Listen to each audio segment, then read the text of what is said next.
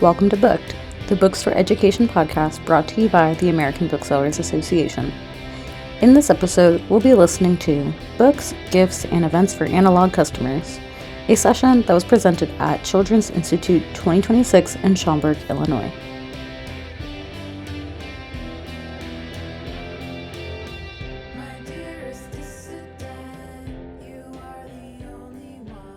It's 2:30. We're going to go ahead and get started. Thank you all for joining us this afternoon.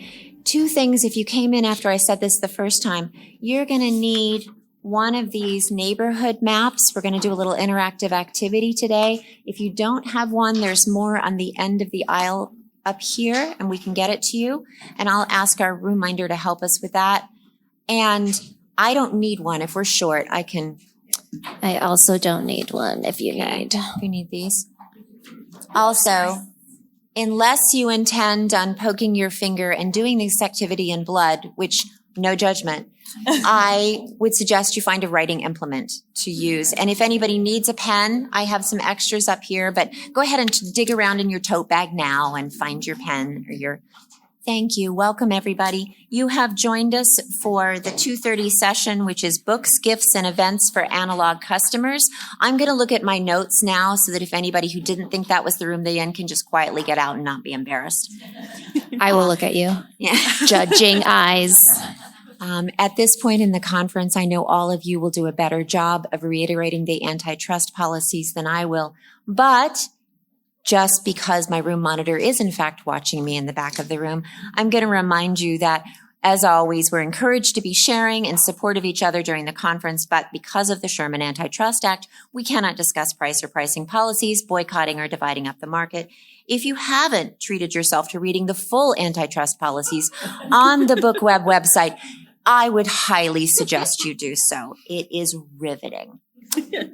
Other housekeeping issues, if you want to see the slides and handouts, you can scan the QR code. It's also in the app, isn't it? Yes, all of the slides are in the app. Also in that ever-loving app is the survey, which tells us if this session is valuable to you or what other feedback you have. If you want to continue the analog theme today, however, we also have paper copies of that evaluation survey, and we are so happy for you to doodle on those and turn those in as well. I typically take a moment and tell you, in the spirit of personal sharing, that I am the most competitive panelist in ABA in that I want the most evaluation forms turned in from our session than any other session. I don't care about the grade point average. I just want volume. So everybody do the evaluation form, please, and thank you. And thank you for supporting my psychopathology. This event is recorded. So 2 notes there. It will be able to be found on BookWeb and Booked.ed. But it also means that when we have audience participation, we need to have you mic'd. So when you have a question to ask or a point to make, you raise your hand. Preeti will run up with a handheld mic. I can probably hear you. I have 4 children and a silent basement makes me highly suspicious, but we can't capture it on the recording. So I need for every bit of input to go on the recording today. Thank you so much. I also have 4 children, so that's 8. Between us. High five. Between us. Yeah. Eyes in the back of our head, and we don't trust silence. And silence your cell phone, which I'm going to do my own right now. There we go. Perfect. Thank you for working through that. People are so cooperative and kind. This is our agenda today. We're going to talk a little bit about who the analog customer is, some merchandising strategies for appealing to them, some events to appeal to analog activities, using those to build communities, some of the operational realities of doing this kind of work in your store, and then time for question and answer and sharing. On the subject of question and answer, I'd like to keep it towards the end so we can get through all of our show and tell. But if you have a question of a phrase, a word, a brand, or just a question of understanding, like, wait, I didn't get that, raise your hand and interrupt us. And we'll answer those kinds of questions as we go so that we don't lose any of you. But if it's a question about what do you think about, or a longer question, or you're going to share something similar that you're doing in your store, let's hold those towards the end so that we're better at miking and we can get through the agenda. Is that okay? I just told you that's what we're doing, so it's okay. Love that. All right. Session objectives is pretty much following what we talked about in terms of what we were going to accomplish today.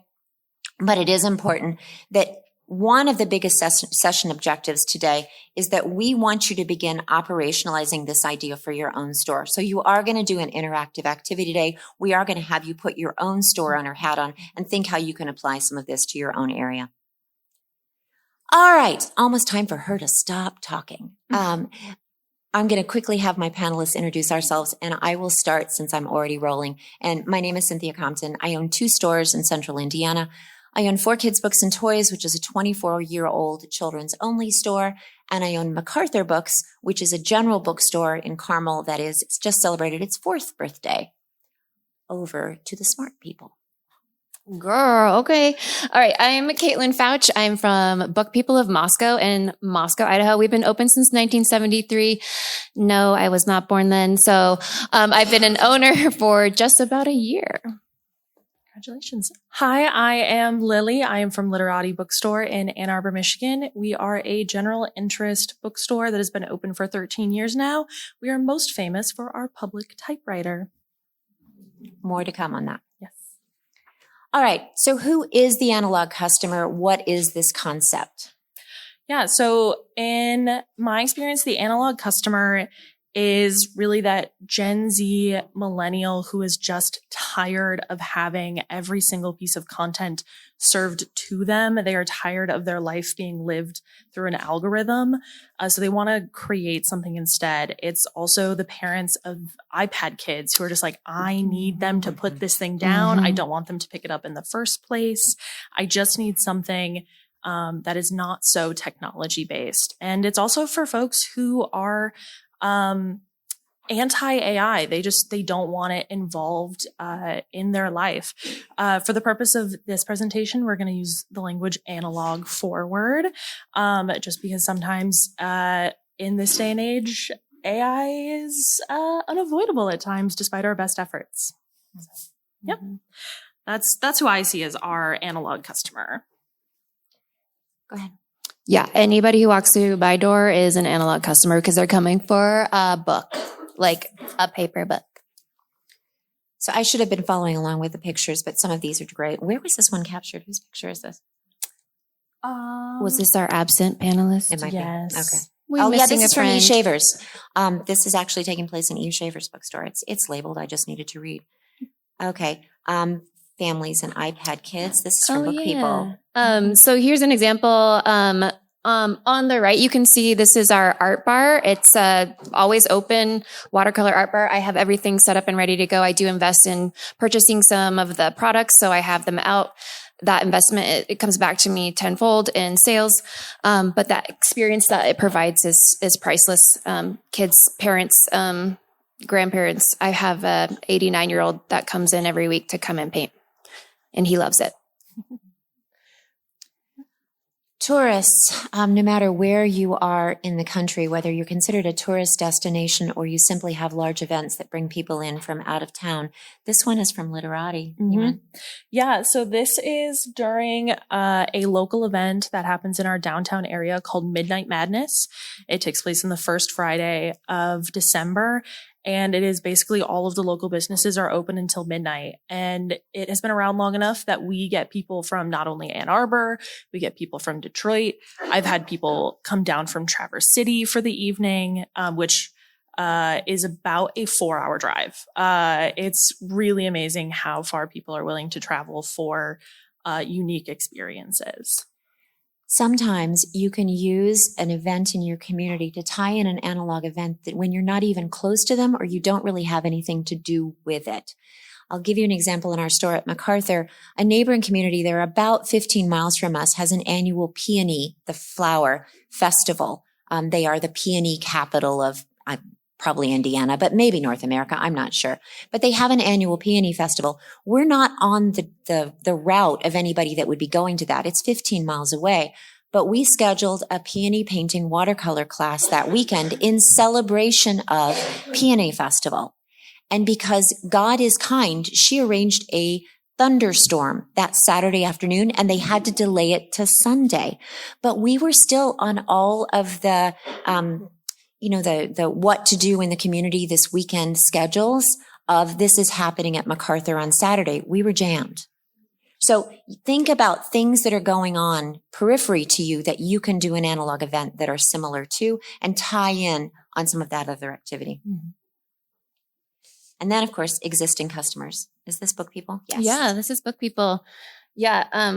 Existing customers are our analog people. I mean, they have been for years, and they're the ones that are going to be like that core group of people that are going to support whatever you're going to put out there. So here's a group of watercolor students. We have a watercolor class every Sunday. I taught it for the first 6 months. With everything else I'm doing, I moved it to an artist in residence program. So I just said to the community, hey, who wants to teach watercolor classes? And I have about, 5 teachers that are going to take 6 months chunks at a time and go ahead and teach that class for us. Who wants to introduce the activity? Should we get them started? I can do that. So what you have in front of you is your bookstore. Think of it like that. And then what we want you to do is create an idea map, not a literal one, of all of the businesses that you can collaborate with. So for Literati, we have several coffee shops that are around us that, we will do stuff with them for, cup of coffee and read a book or whatever. And then you guys have had several community partnerships as well. So just kind of loosely think of other businesses around you or other communities around you that you can think to partner with. Also add on the periphery of this events that happen. So in my case, I'd throw Noblesville up there and put the Peony Festival on it because that's something that I can tie into. The Indianapolis 500, the largest spectator sport in the entire world, happens in Indiana every May. If we're not having a bunch of analog related racing events, what are we even doing? So we're in a town of 25,000 people in rural Idaho. So my main street is my people, my core. So when you're writing out your connections here, like that's what I have connected to mine. So we have a yarn store that we do. Crocheting with kids, that they come and teach that. And then around the corner, we have OUI, which supports people with disabilities, and they teach ASL. So they've become part of our story time. We have Junk Journal Club, which is taught by, another person that owns a coffee shop, and they'll bring in treats and stuff for doing that. And that's every month. And then we also have, therapy dogs that come in and sit with, people who are reading. So you can really connect with so many different people in your area and really bring in all that analog. And it's just beautiful to watch it unfold. Some of these events may take place off-site where it makes sense for you to bring your readers or you bring what you do. A good example of this is the children's bookstore in Indianapolis that takes their story times to coffee places. So that moms can come have coffee and their store provides the story hour. So some of this can be off-site. Some of it can be bringing those other businesses into your store, either for their expertise or their product line or just teaching a class. But how do you partner? Mm-hmm. You're not looking at me, which means you're looking at your pages, which is what I want. That's perfect. We just keep talking to give you more prompts and ideas.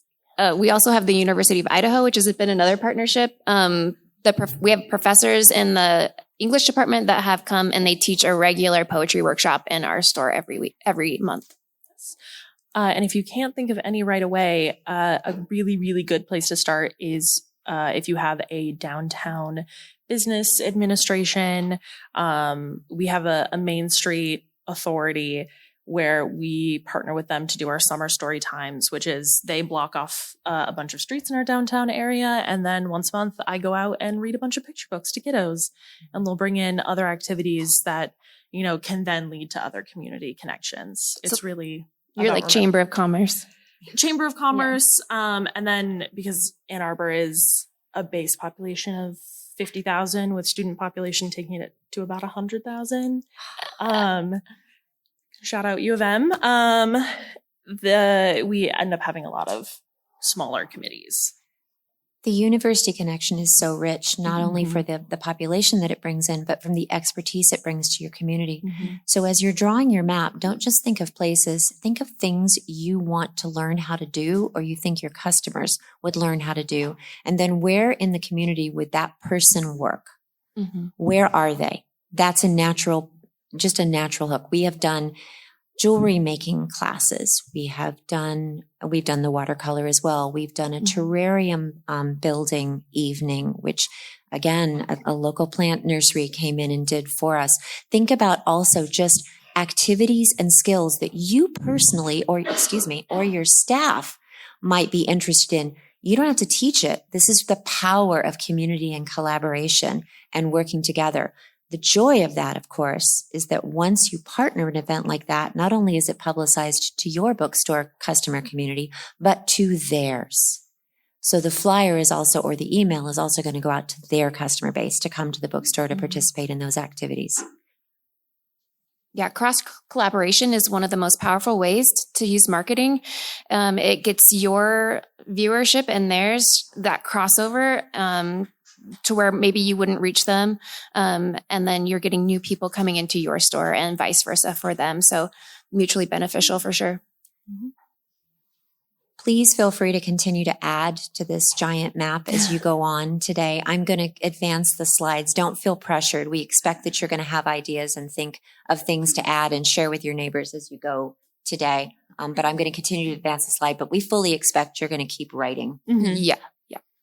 Should I keep going? Yeah. You want to give them another minute? I did have one to add. Restaurants, with cookbooks and baking, restaurants are a great option for collaboration, really education that way with cooking classes. So yes. Yeah, we've partnered with the Zingermans, which if anyone went to the Zing train at all this weekend, it is the same company. And they're also located in Ann Arbor. We've partnered with them for a few different cookbook related events. They're really fun.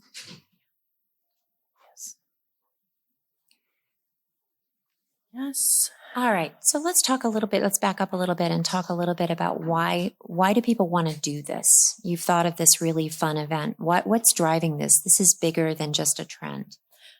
Yeah. And the idea of being analog forward, it is not a trend. And the way that I know this is the fact that Literati has been open for 13 years, and that entire time has been operating a public typewriter. We literally have a typewriter, well, not one, several typewriters that we keep, and the public just comes in and they love to type on them. They leave poetry and greetings and confessions and silly jokes. And there's nothing more rewarding than seeing kids of all ages go down there and they're just like, what the heck is that? And their parents get to explain that it's a typewriter, and they get to enjoy that analog experience of having to type key by key and do this manual exercise in creation. Yeah. It's the craving for that experience and connection, as well as some firm nostalgia, because we'll also get grandparents that come in who are just like, I used to type on one of those. Do you want to talk a little bit about the value of creative self-expression? Just briefly. Yeah. Just because I really want I want to have her show and tell her journal. Oh my goodness. Yeah, creative self-expression is one of the ways that we can feel individuality and belonging through sharing. I have been able to witness in my store people coming back to themselves and back to their community through these analog channels. We have at the front, we have a coloring station where people now come in on a consistent basis just to sit and chat without any distraction. It has become, and we now say this on our bookmark, we are a third place first. You'll come into our store, there's no screens anywhere, at all. So you can come and you can color and chat with a friend. You can come and you can try all of our pens at our desk. And you can do the watercolors. We have games and puzzles in the back. We have imaginative play in the kids area. So offering this already preset space for people to re-experience these things has really started to heal our community in a beautiful way that I wasn't expecting. When I put the watercolor art bar out, I thought maybe it'd be up for a week. It's been 9 months, and I don't think we can ever take it away. We just did a giant mural of all the art I've saved from our community, and it's now up. Everyone comes to see what we've created together. So in that way, this unfolding of this this art and this analog is truly becoming a statement that reflects back to the community what they really have to offer and to bring to each other. And sometimes I just stand back in my store and I'm just so grateful that this is what we can provide and this is what we can offer. We cannot understate the need in our society for increased mindfulness and the ability to slow down. Slowing down is what bookstores do for a living, right? We invite people to come in, to browse, to pick up, to read. Sometimes these analog experiences and the activities become the pathway to that. They are the bridge. We walk them into the store from the frenetic screen-filled life that they're living. We give them an opportunity to link their hands, their heart, and their spirit doing an activity, and suddenly being in a book space feels natural and comfortable. So it is very much tied to the kind of experience that we provide every single day by surrounding them with books. This is just another way to physically bring them into the space. You know how people always walk into your store and say, oh, it smells so good? They're breathing the air, right? We breathe differently in a bookstore. Let's find ways to get them to breathe differently. Mm. And then, of course, just the obvious, rediscovering hobbies and physical media. Anybody want to talk about sales? OMG, numbers. No, the most fun part of any store. Talking about numbers, we made a junk journal display right after the holidays. Instead of doing a New Year, New You display, we decided to do, exactly. We were sick of it. We just wanted to try something different. So we put up a junk journaling display. We put up notebooks that were really nice. We put up stickers and washi tape and essentially books of like scrapbooking paper and sticker books and everything. And we have seen like consistent $800 to $1,200 a month from just that display.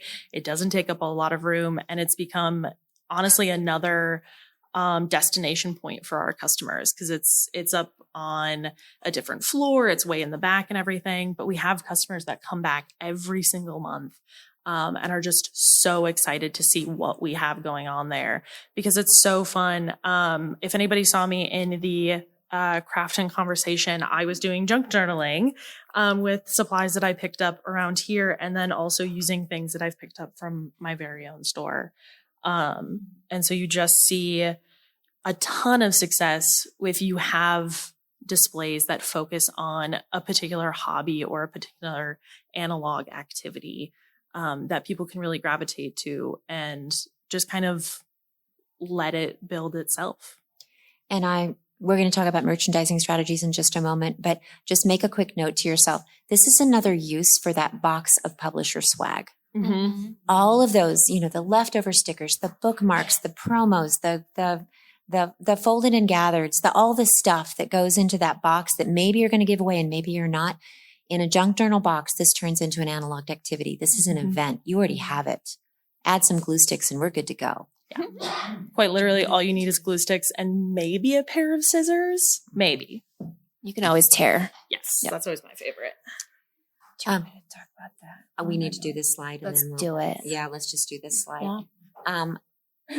Is this a long-term movement? You probably wouldn't be in the room unless you were already somewhat tending to believe that this is somewhere you want to go. Is this a literati bride and groom picture? It is. We have had, on the side of our building, we have different quotes from our typewriter that came within like the first 6 months of the store being open. And one of them is somebody wrote on the typewriter, I'm here on my first date and I know who I'm going to marry. Oh my God. Yes. No, it's so sweet. We've had a couple of weddings at Literati, and we had another set of customers who came in and left a note on the typewriter saying, we've been talking online for months and months and months. This is our first time meeting in person. This is where we decided to meet. And truly, I tear up every time because we keep all of them as well. I tear up reading these notes and everything because it is so beautiful to watch people want to leave their mark on not only our space, but just like in the world. Mm-hmm. So yeah. So yeah, it is definitely something that's here to stay because people want to be remembered, even if it's just for a moment. That's so beautiful. Mm-hmm. That's so beautiful. You want to talk about curating? So for us, curating experiences kind of unfolded over time. What you see right here is the end result of months of work and community collaboration. So we started with story time, and that turned into ASL story time, which now we also have dog story time. So we have all these different types of story time just because community members are coming to me and saying, hey, I want to try this. I want to do this. And I'm a yes girl. And then you can see every Sunday we offer programming. And so it started with the watercolor class, which then turned into poetry workshop. The University of Idaho professor approached us and said, I want to teach a class. Can I use your space? Yeah. And then Junk Journal Club is every third Sunday. And then we have, again, I said this before, our therapy dogs that come in on the fourth Sunday. These are trained dogs that, they want to offer this service in the community, and we're the perfect space to do it. And people love the therapy dogs. Mm-hmm. And then also, all of our book clubs and our events, but curation can happen at a big wide scale, and then at the smaller scale where you're really focusing on one specific thing. It just really depends on the time of year, what's going on, what you want to really focus on. So repeatable ones or just one-offs as well. And you can bring an analog component into your already existing programming like book clubs. At MacArthur Books on New Year's Day every year, we host a new reading party in which everyone who attends gets a book journal, and they can use it for the entire year. People bring those to our book clubs, and they very proudly share their notes when we're having our discussion. But they also doodle and they draw and they use those book journals to help reflect during our actual book club meetings. So the analog experience can be part of whatever you're already doing in programming as well, and branding.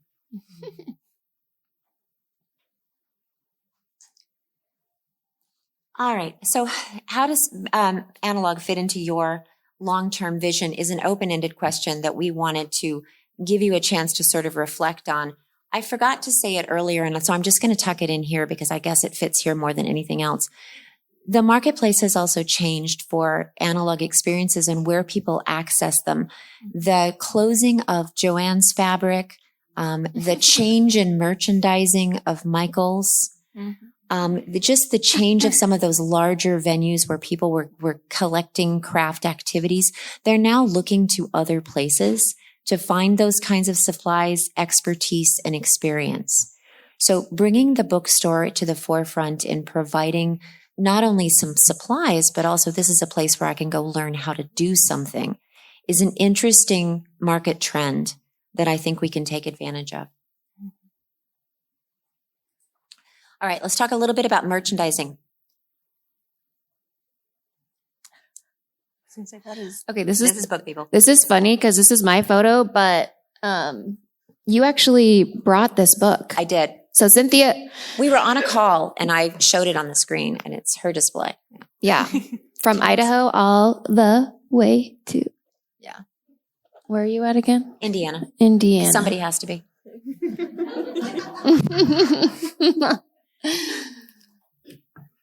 What are we talking about? It's your bookish crafts and your pens and all that. Yeah, so this just makes my fingers itch. I want to just grab and do. Don't you want to try all those pens? Behind that book is like our tester paper. It's just like a journal where you can try all the pens and things, but it's like an old teacher's desk, and so a lot of times people end up playing teacher, which is really cute. But this is our part of our arts area. We have everything from craft books, coloring books, sell like crazy. All the different pens in the world, stationery. Yes. And adjacent to this is where we have our art bar. And here you can see, this is from a reel I made. And who knows, can I say brand names? I think so. I think you can say brand names and know that we're just using those as an example. So for example, this is Grabby. And we got these in, and we sell about 30 of these a month. And then that's not including all of our other watercolors. We have metallic watercolors, pastel metallics, and then about 8 to 10 other types of watercolor sets. And between all of those, we sell between 50 to 70 sets a month. And 1 month, I had to reorder about 50 sets of the metallics, and we bought out Prima, for example, Prima. So This is gorgeous. isn't that fun? Yeah, so this is a Toyo toolbox, and I just did a little video just putting it together of all your analog things. So, And don't underestimate the containers that all of this are going to go in. This is an example that I brought to you today of an event that we're doing this summer, a series of events we're doing this summer at MacArthur Books. So these are analog totes. What's an analog tote? An analog tote or an analog bag is a bag that a customer creates to carry around their analog activities. So this tote might have my book in it. It might have my journal in it. It might have my fancy pens in it. Might have my knitting or my crocheting in it. Usually at home, it has all of those things. And you carry it around. So the local yarn store, Yarn Market in Carmel, Indiana, and I partnered together. We both bought a selection of these totes. These are designed in Indiana of different colors. And then we both put together a patch bar. These are iron-on patches, just like your sticker bars in your store. So her patches tend to be more related to fiber arts and other things. Ours tend to be more related to books and reading, and then both of us have sort of these sort of generalized ones. We also both created logo patches for our stores, which people, if you buy a bag, you get the logo patch free, is the way that we do it. And then all of the other patches you purchase. If you just buy patches from us, you can buy a logo patch. And I've had some customers buy one and put it on their jean jacket, which is very kind. But basically that's how we've set it up. And then we had a night. We had a patch party night. We hosted it at the local wine bar, which happens to be between our two stores. Allie at Yarn Market brought her heat press. She's fancy. She has a heat press. I just use an iron. But she brought her heat press down to the wine bar. We set up our bags. We set up our patches. People came with their friends.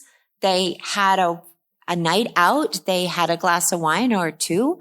They picked out their patches, and while they were having their glass of wine, we heat pressed them for them. So they just laid it all out and we did it. Otherwise, you could just sell the patches and the bags in your store, or you can have people, this is my favorite, they'll come in and pick out their patch and their bag on Saturday morning, and I'll say, come on by at the end of the day and we'll have it pressed for you. So I give myself a little bit of a window to get it done, and then they make a second trip into my store. So this is an analog bag. You can put it on anything. It could be anything. It could even be your store tote bags as far as that goes. And then people do different things. If you sell pins, you can use it to put your collection of pins on. I collect vintage handkerchiefs, so that's why this is tied. This was my mom's. So that's why this is tied on the handle. But I've seen people tie bag charms or make bag charms in a class, whether it's ceramics or beads or whatever. They'll make bag charms and hang that off the handle. And when we presented it was like we called it Design Your Summer, because we were trying to encourage people that this is going to be the bag you take with you to the pool, to the park, to all the activities you do. Celebrate your summer, make it special, make it intentional, make it for you. I think it's going to go on, and we're going to celebrate our school year too. I think we're just going to do it again in the fall in a different way. But this has been hugely successful for us for a very low initial investment, and not a project that I'm going to buy a bunch of materials for, host an event, and then have to get rid of the supplies. Mm-hmm. The patch bar just stays in my store. Love that, girl. We love these. I have so many. We love these. Okay. So that was the patch party we talked about. Those are some examples of patches. Oh, I love this desk. That's a better view of a desk. We actually just sourced it across the street at one of the vintage stores in town. And we had some community members help us walk it over because that thing was heavy. But yeah, it's been fun to use that in a creative way to really merchandise our arts area. And it really anchors it because the second you see that desk, like, this is where we're going to do art. And then that is the image of the junk journal display that I mentioned previously. It has the pencil cases for everybody to put their fun pens in. It's got fun pens on it. It's got paper. It's got stickers. It's got everything that you could need to really kick off your junk journaling journey. There we go. Or if you're somebody who's already been doing it for a while, you can pick up new supplies while you're there. Because while it is fun to have just fun junk that you use, it's also nice to have good materials that you can't necessarily find elsewhere. And that's a really important note, that the quality of the material used in your activity needs to be a level that people are going to achieve success. Many times in kids' stores, in mine in particular, we sell kids' arts and craft activities. Those tend to be toy quality, not art quality. So just keep in mind that what is the use of what you're doing? What's the experience you want people to have? What's the success level that you're going to want them to have? And what materials are you providing and selling, hopefully, to help support that activity going forward?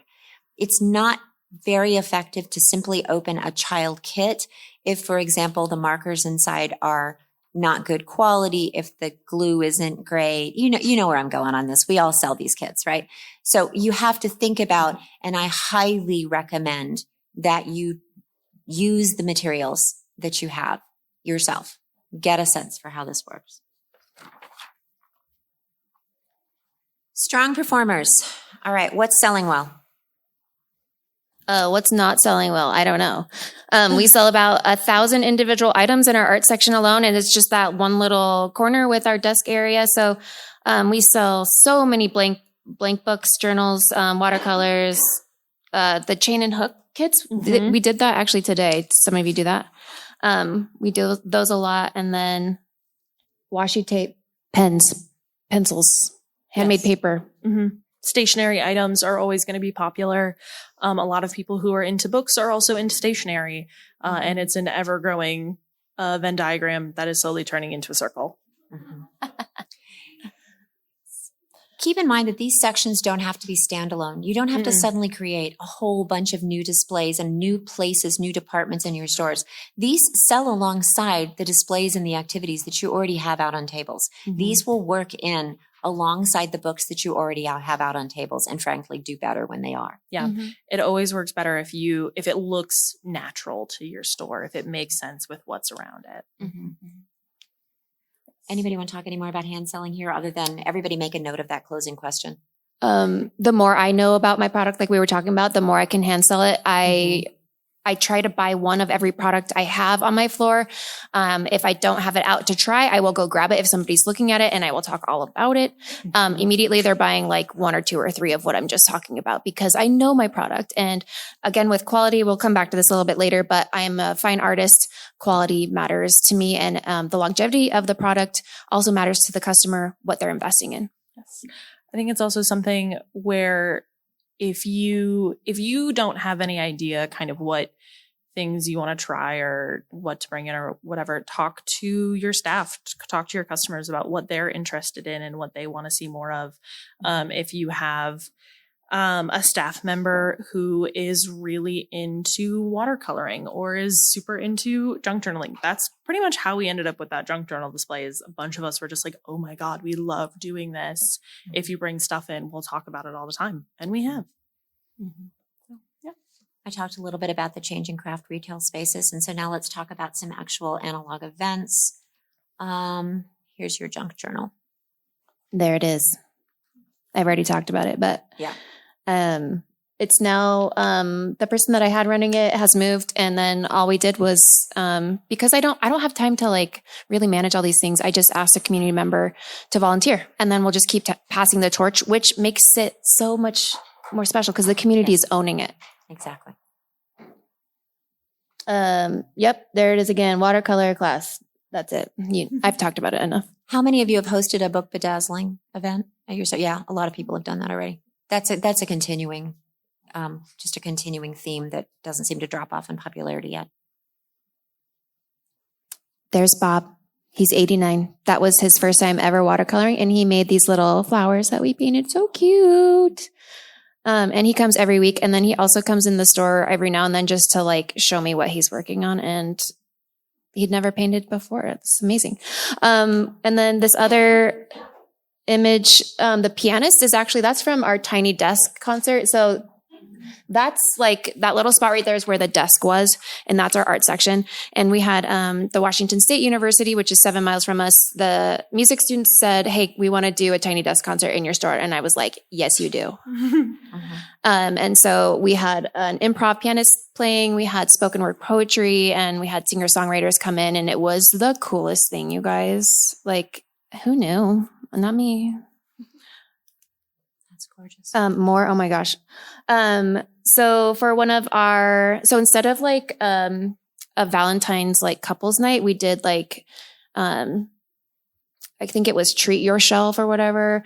And we had, an esthetician. You could sign up and get a mini facial. And then we had, yoga teacher that did some mindfulness and gentle yoga stretching. And then you can see me right here with Paolo, the little dog. Oh my gosh. Yeah, the therapy dogs. That's not mine. Is that yours, girl? No, that was from eShaver. That was from eShaver. And I wish I could. We are so borrowing that. Yeah. So borrowing that. Tell me that's not fabulous. ASL classes. Do either? Yes, you offer ASL, don't you? We've offered ASL. Yeah, when it turned into story time, then it's now turned into classes. It just keeps changing and growing. So what makes an analog event successful? First of all, accessible events are beginner-friendly unless advertised otherwise. Keep in mind that you are growing your own future attendees as well. So you can start at a 101 level. You can bring people back for subsequent levels of complexity of projects. They are low pressure. Process, not product, is so important to say. And you need to say it yourself out loud 100 times during the event. We're introducing people to a process or to an activity. It is not scorekeeping. It's also a lot of psychology. So I have psychology degrees. So when I was teaching the watercolor classes, I'd hear like, oh my God, it's so ugly. And I'd be like, okay, we got to say something different here. I'm learning, I'm trying, I'm growing, right? Just trying to help people change that verbiage too. They should be set up in a way that people can socialize and talk or gather together. These need to be community building events. From a business owner perspective, repeatable and affordable are two key components. Start small and grow. Think of things that you could do more often versus hiring a hall for 100 people to do it at once. I have one student, watercolor class student, whose grandmother has paid for an entire year of classes, so she's there every month. This is a good segue of keeping it simple and doable. Anybody want to say anything else about that? That's pretty obvious. Okay. Do we have a slide about paying people? I can't remember. Oh, like paying the artisans? Yeah. We talked about it. There's a slide? Okay, we'll get there. Oh my gosh, thank you guys. We'll get there. Okay. So programming ideas include monthly maker nights, the sticker swaps, the analog bags, the make and take projects, vision board. Oh my gosh, we had such success with a vision board event this year. Actually, we ended up having to do 2 of them because we oversold it. But vision boards, they're great at the beginning of the year. And then they're also good at what we all know is the real beginning of the year, which is the beginning of the school year. So they can be done sort of at any given time. We talked about building community and partnerships. I talked ahead of my slides here. I apologize. Recurring organizations that can meet. If you have a group that really enjoys doing activity, you can host them on a regular basis. All right, let's talk a little bit about partnering with artists and makers. Do you want to start and then I'll jump in, or do you want me to just talk about paying people? Yeah. Okay. So, artists are one of the most notoriously underpaid people in the world. Oh my God. Even more than booksellers. Yep. So, when I hire artists, to come in and teach something, I tell them exactly up front what I'm going to pay them. And if it sells a certain amount of tickets or whatever, I'm paying them more. And I am not making anything from that artist. Honestly, I make more money in the products I sell from just having an event in my space. So really, it's the money follows when you really invest and you pay in artisans that bring something so technical and beautiful and gentle into your store. The picture you're seeing here is actually from Yarn Market that we partner with for the bags. The woman in the pink and black sweater is Allie, who owns that store. And the other woman in that is my daughter, Sarah, who's also a knitter. And this was to remind me that bringing in teachers of class, you can reach out to those local stores and they may have employees that will also teach on the outside, that they're fine, that their store is fine with them also promoting their store as if they have classes or whatever else to do a pilot class in your store. Mm-hmm. Other operational realities. I know everybody sells these, right? These little watercolor books. Yeah. They are delightful, but they are also delicate. They have to be on a particular kind of spinner. There's a lot of high turn damage. You need to think about, where am I going to merchandise this material in my store to prevent shrinkage, both in terms of damage and just everyday wear and tear? What is still going to be sellable? When they get damaged in my store, they become the tester. Still have to pay for them, right? Yeah. But it does come back to me. That's true. You need to have, if you can, it's good to offer a range of levels of materials in each activity. For example, if you think we're going to do some watercolor, perhaps offer different pricing levels or different quality levels of those activities. And then where you put them. Yeah, 3, is that the rule? That's just a general idea of offering 3, right? Like a low, medium, and high price point. And that's what I offer in my store. And it's done very well. Staffing and supervision needs. Yes. So Literati has some specific issues where we are a store that has multiple floors. And so we do our best to keep smaller, more high need items right in front of our registers and everything. And then we keep things that are a little bit harder to grow legs and walk out the store on their own in a separate space. But it's also one of those things where knowing your staff and knowing where those high traffic areas are in your store is really important in order to make the merchandising and the selling of these items most helpful. Because it's not only, them growing legs, it's also are your staff there to make recommendations or to be like, hey, I see you looking at X, Y, and Z. Did you know that Y is really good for this, this, and this, to help make that sale and to essentially do the same hand selling that they do with books. We talked a little bit about event scheduling conflicts, which is look in your community when these events are likely to be the most successful. But the most important note that I wanted to make here is that they take a little longer to set up and they take a little longer to clean up. So you do have to schedule them in your staff schedule for work and for also just physical store maintenance. They just take a little longer. They're messier by design. We talked a little bit about offering all of them. I think we covered all of this. I said that, yeah. Again, listen to your customers and they will tell you what areas that you need to focus on, which products you need to focus on, because that's what they will buy. Start small and just let it grow organically. For example, in my store, people are now asking for calligraphy pens and inks. So that's kind of like the next step that we're going to be getting into. So did some research when I was in Chicago. Nice. Oh, we just got those ones at our store. So I want to talk a little bit about and have you doodle an idea of what you might be interested in trying next or what you might think is a fun idea. But I'm also going to ask my panelists, do you have an upcoming event or idea that you want to try? Oh my gosh. For me, I think the next thing that I'm really excited for is to introduce the idea of doodling and art making into our summer story times. That's really cute. Because it's just so fun. And the kids, they have access to chalk while we're out there, but I would love to have them make their own little cards and everything that we can put up in the store and invite people to our next story time. Love that. I'm going to do that. Thanks, Lily. I'm going to add that. One I'm really, really excited about. So, camping is huge in our area, PNW. it's expensive. And so I'm doing like a little sleepaway camp night where I'm going to have kids bring like their sleeping bag and they can roll it out and we can do some like camping themed things within the store. And it'll be like an evening event. We'll have like a fake fire and different things like that. And read some books, do some art crafts. It's just the possibilities are so endless in a bookstore. And the more that I open my mind to just thinking of what I would want as a kid or something that would be, accessible and unique, it's so exciting. So the next one that I was working on before I left the store, our local Parks and Recreation Department, as a fundraiser every year in August, hosts a posh picnic.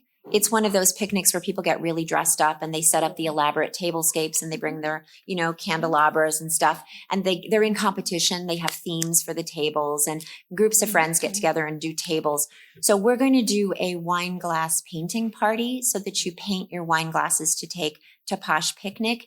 If they will get a glass, and then we have an artist that's coming in to do the training. And then, of course, our local wine bar down the block will host them for a glass of wine afterwards. So our next one is going to be a wine glass party. I'm excited about it. I love that. Wow. What ideas are you excited to try next? All right. So we're going to move into, we have just under 9 minutes left. So we're going to use into Q&A or ideas. Either one, raise your hand and we'll bring the mic to you. All kinds of interest. I knew this group would have lots of great ideas. Mm-hmm. I'll run fast. So I've got a question built into this, basically, but we've been wanting to do the bedazzling of books for a while. Mm-hmm. That's something that they've been talking about for like a year. Haven't done it because the staff is having trouble sourcing materials without using the Evil Empire. And so okay. Where can we get stuff? Our book bedazzling instructor brings all of the supplies with them. So I haven't had to source them. Where have you found them? Our Michael's is suspiciously well stocked. Well done. So we've had some luck there. Ours has shifted to home decor of questionable origin. We got ours from Walmart.com, like online. I also had a question though. Actually, do you keep your store open during the events that you have, or do you have a separate event space? Are you on your sales floor? Yes. We keep our store open because then you get the double benefit of having customers there for an event. You also have them there to shop. And people that come in to shop and they don't know there's an event, they're like, what? When are you doing this again? Yeah, can I sign up? Like we had the Dungeon Crawler Girl release party and people come in to shop and they're like, what? I missed this. Yeah. My second question was, how do you know how much to pay artists without getting into do you just know the running rate by without getting into cost and pricing? Just honestly, it's like, I think we sell, I don't know whose slide that was. I think it was our other friend, but it's like we charge $30 an adult for a 2-hour water class. And then we do $20 for 18 and under. And then the minimum I would say is about 10 to 15 people. That puts it at about $250 for that 2 hours. So I like to pay my artists anywhere between $250 to $350. And then I choose a set amount based on how many people we get in the store. Because they also are part of helping us with advertising ahead of time. So what they're going to be painting.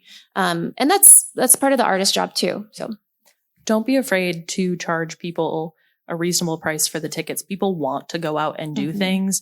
And everybody in this day and age has a general understanding that free events are few and far between, especially if you're helping to support local artists. So people are not afraid to spend, $30, $40 on a ticket for an event or for an activity especially if they get to take something home. Mm-hmm. We also look really carefully if the artist is doing classes other places, what are they charging in other venues for their hourly rate or whatever their classes are. I don't want to be the cheap alternative to learning from someone who is building a business. So I look to what they're charging other places. Hi, I have two questions. One is yes or no. Do y'all have Wi-Fi provided for your customers? Yes. Yep. Okay. It's not good Wi-Fi, but it is there. Okay. And my second question is, how do you balance leaning into the analog thing while also using social media to promote things? For me, it's a yes and. I am meeting my customers in the world in which they live and providing them a place that they can unplug if they choose or not if they choose. It's a yes and. I say thank you to social media. I say thank you to screens because they're the reason why this is coming back in such a big way, right? So yeah, sit and scroll on your social media because you're going to feel depressed and you're going to be like, what can I do? And then I'm going to pop up on their screen and they're going to be like, I'm going to go hang out with Kate.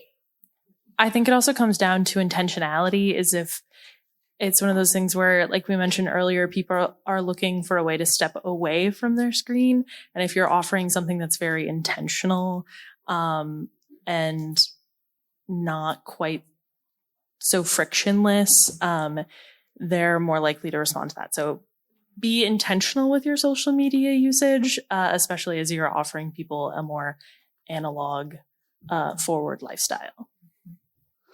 Do you guys do food and drinks or anything like that with your classes? Because I find that increases the cost of the ticket quickly. And so I don't know if it decreases the value if they're going to be spending a couple hours at the store. I try not to other than bottled water, which we always have, simply because of the mess factor. Just the spill factor of using art materials and all of that. And can you imagine somebody knocking over their glass of something on somebody else's watercolor? Yeah. So I try not to. We've got 5 minutes. Okay. So mine's just a comment. Before COVID, we used to do in the summertime on Wednesdays a create for kids. Mm-hmm. So we would get all of the boxes from the appliance store, and it was completely kid driven.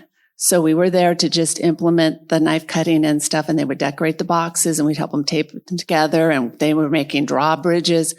We had a table that we could go across and make a warp, and we brought in all kinds of plant materials so that they could weave them and create things out of plant materials so that they've kind of got used to being and creating. And it was all kid driven. So it was just supplies. And it was just wonderful. Some kids were really sort of stuck because there was not a cut and paste kind of thing, but others just thrived. Mm-hmm. So I'd like to do that again. But Lisa, I love that. I want pictures. That's so cool.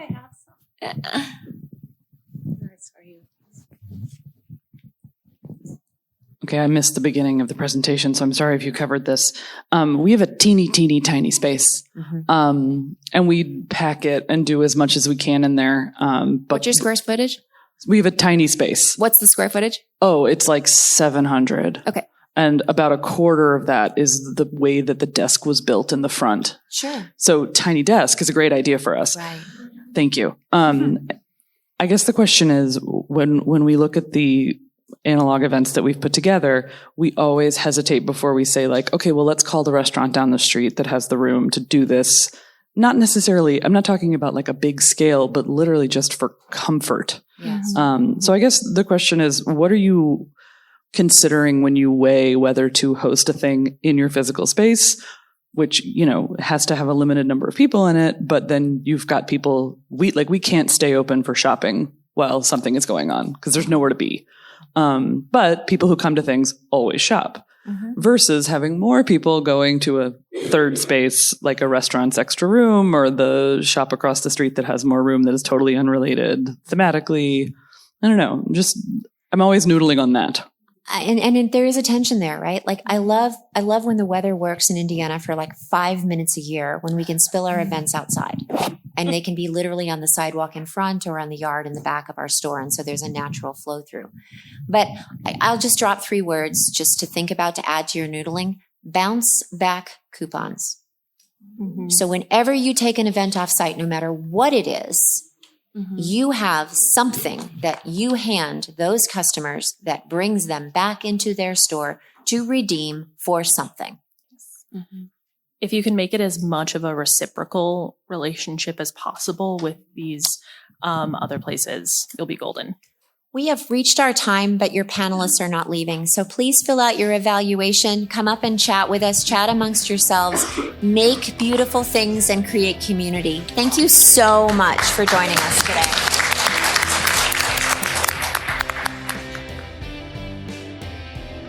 Thank you for listening to Booked, the bookstore education podcast brought to you by the American Booksellers Association. Don't forget to subscribe to the show on your favorite podcast app. Additional educational resources can always be found on the ABA site at www.bookweb.org. Happy reading!